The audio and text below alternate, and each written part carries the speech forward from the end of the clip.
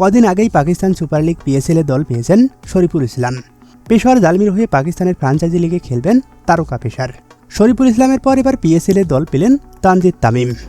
গত ফেব্রুয়ারিতে লাহোরে হওয়া পিএসএল নিলামে নাম দিয়েছিলেন বাংলাদেশি ওপেনার।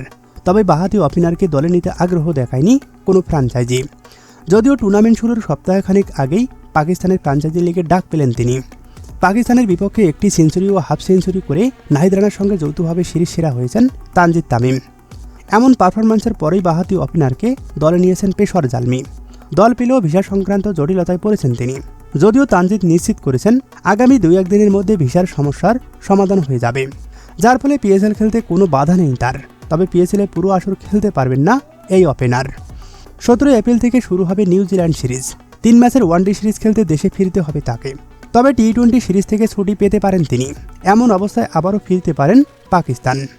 তানজিদের মতো নাহিদ ও শরীফুল ইসলামও খেলবেন পেশোয়ারের জার্সিতে। শরীফুল ইসলাম কদিন আগে ঠিকানা পেলেও নাহিদ রানা দল পেয়েছেন নিলাম থেকেই। গত মৌসুমে পেশোয়ারের হয়ে খেলেছেন তিনি, যদিও দলের সমন্বয়ের কারণে ম্যাচ পাওয়া হয়নি নাহিদের। তবে পাকিস্তান সিরিজের পারফরমেন্সে পিএসএলের আগামী মৌসুমে বল হাতে আলো কাড়তে পারেন নাহিদ রানা। তানজিদ তামিম, নাহিদ রানা ও শরীফুল ইসলাম ছাড়াও পিএসএলের আগামী মৌসুমে খেলবেন মোস্তাফিজুর রহমান, রিশাদ হোসেন ও পারভেজ হোসেন ইমন।